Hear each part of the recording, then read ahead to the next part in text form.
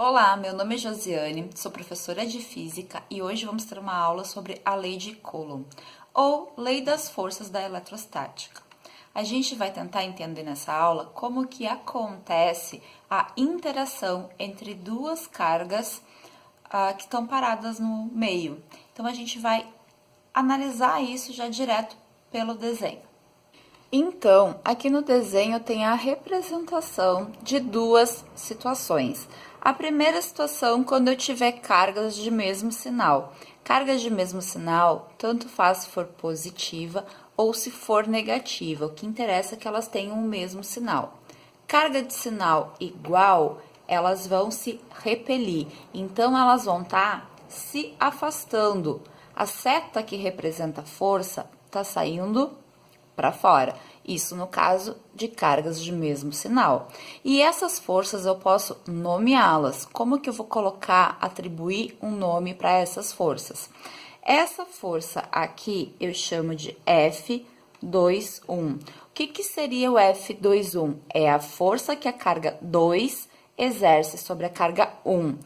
Essa força daqui seria a força 1, 2. O que é a força 1, 2? A força que a carga 1 exerce sobre a carga 2. Como eu tenho sinais iguais, as forças elas estão se repelindo. E o que mais eu sei sobre essa força? Essa força ela tem a mesma intensidade, a mesma direção, porém sentidos opostos. Isso é um dos princípios da lei de Coulomb.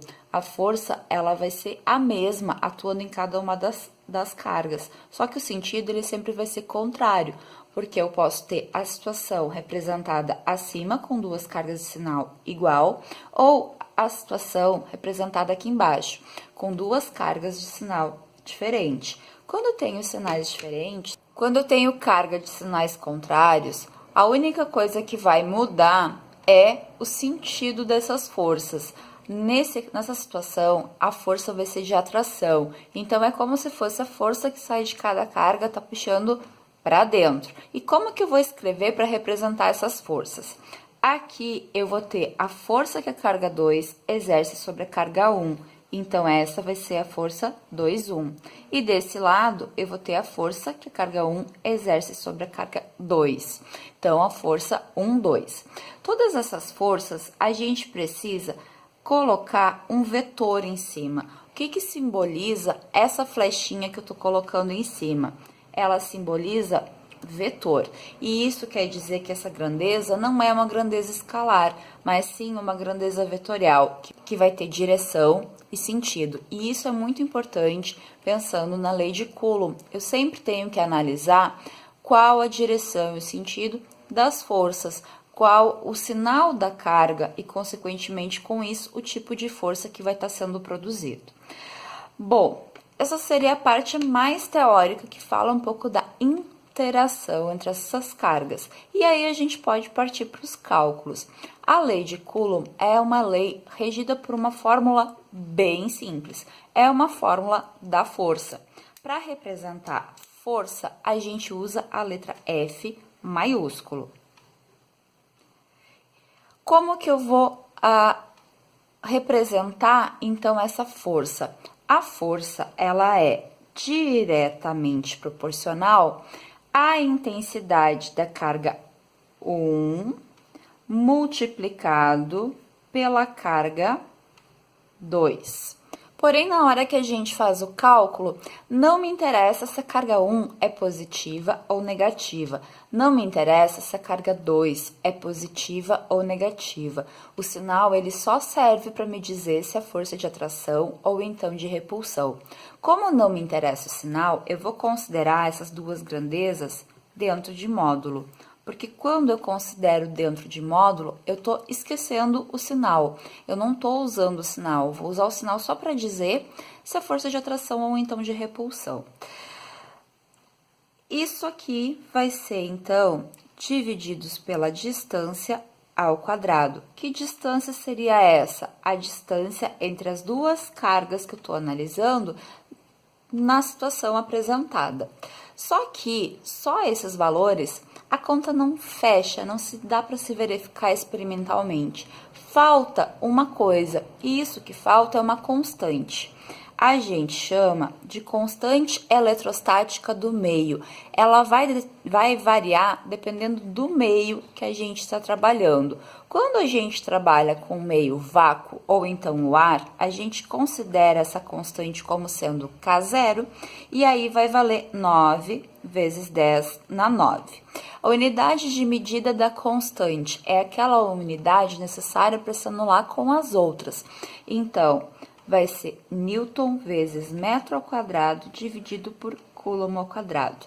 Não tem uma explicação lógica, simplesmente é para se anular com esses outros fatores aqui. Então, vamos pensar num exercício, num exemplo, para a gente conseguir entender melhor isso aqui. Então, o exemplo é o seguinte. Na figura estão representadas duas partículas de cargas de mesmo sinal, cujos valores são Q1 igual a 3 microcoulomb e Q2 igual a 4 microcoulomb, separadas no vácuo por uma distância d igual a 2 metros. Qual o módulo das forças de interação elétrica entre essas partículas? Eu quero saber o valor da força e eu tenho todos os dados. O dado que me faltaria aqui seria a constante eletrostática no vácuo.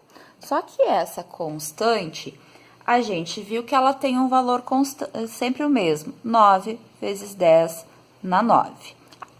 Que eu não vou colocar a unidade de medida porque eu já coloquei anteriormente. O que eu vou fazer agora? Vou substituir esses valores nessa fórmula aqui. Dessa maneira, eu consigo encontrar o valor da força. Então, eu tenho F, eu vou repetir porque é ele que eu tô procurando. F é igual a K, 9 vezes 10 na 9, que multiplica módulo do Q1. Q1 vale 3 microcoulomb. Quanto que vai valer esse micro? Esse micro é 10 na menos 6. Então, 3 vezes 10 na menos 6, vezes Q2. Quanto que vale o Q2? 4 microcoulomb. O micro sempre vale 10 na menos 6. Então, 4 vezes 10 na menos 6. Tudo isso aqui dividido pela distância ao quadrado. Quanto que vai dar isso aqui? F é igual 9 vezes 3 vezes 4, 108. Agora a base 10. Como eu tenho multiplicação de bases 10, conserva a base e soma o expoente. Dessa forma, eu vou ficar, então, conservei a base, 9 mais menos 6, 3, mais menos 6, menos 3. Tudo isso aqui divididos por 4. A minha força vai dar 108 divididos por 4, 27 vezes 10 na menos 3. Para ficar bem correto na notação científica, eu preciso deixar uma casa só na frente da vírgula. Então, a vírgula tá aqui, eu vou andar uma casa para cá. Quando eu ando uma casa para a esquerda, eu somo 1 no expoente. Dessa maneira, eu fico com F igual a 2,7 vezes 10 na menos 2. Unidade de medida da força é o Newton. Então, essa é a lei de Coulomb. Espero que vocês tenham entendido e consigam realizar os cálculos. Qualquer dúvida que tiverem, deixem aqui nos comentários, que ou eu faço um vídeo novo respondendo essa dúvida, ou eu respondo por aqui mesmo. Um grande abraço, até o próximo vídeo. Tchau!